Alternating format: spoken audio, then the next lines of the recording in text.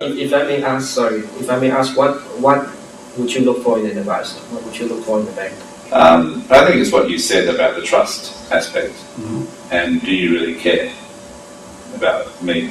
Because, as you know, in banking we've seen a lot of this. There are private banks coming out of our ears now, aren't there? Right. Everywhere. Yeah.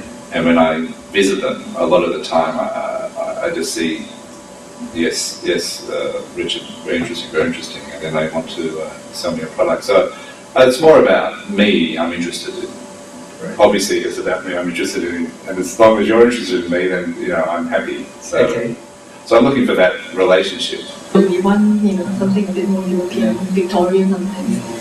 Because I think your business side has already expanded quite a fair bit to all over the place now.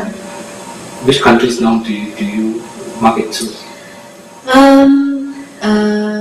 In the last few years, we've broken into China, Middle East. So I've been really caught up with work recently. Okay. Is your husband with you today? William, no, I came on my own.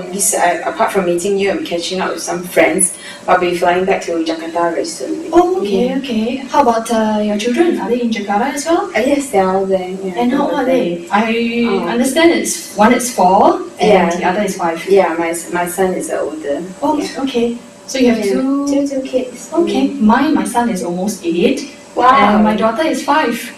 Wow, that's great. So she's actually in kindergarten. I mean, I know they'll always be looked after, so they'll have plenty of dough. That's not the problem, is it? It's more what they do with it. Mm-hmm. And remember, hopefully we'll have grandchildren. Okay.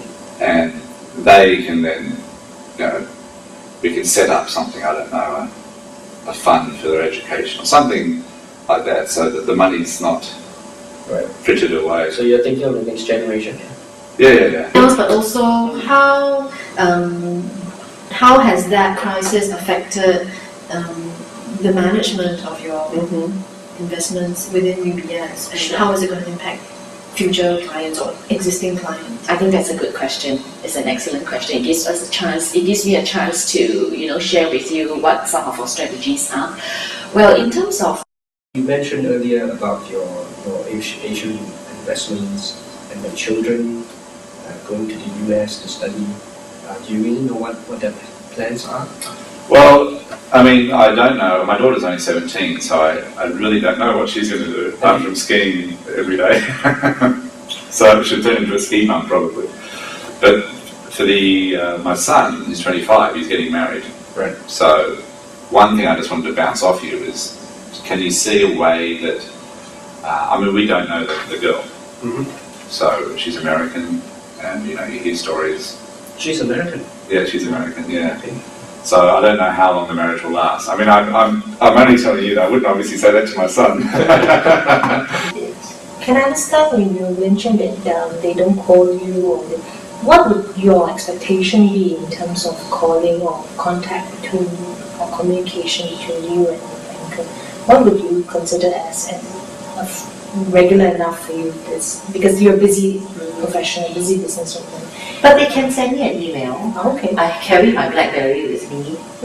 Okay. So emails are a good communication. Yeah, emails are good, And then also simplify it. Every time they send me something, it's thick, Okay. How can I understand all of these things, I mean,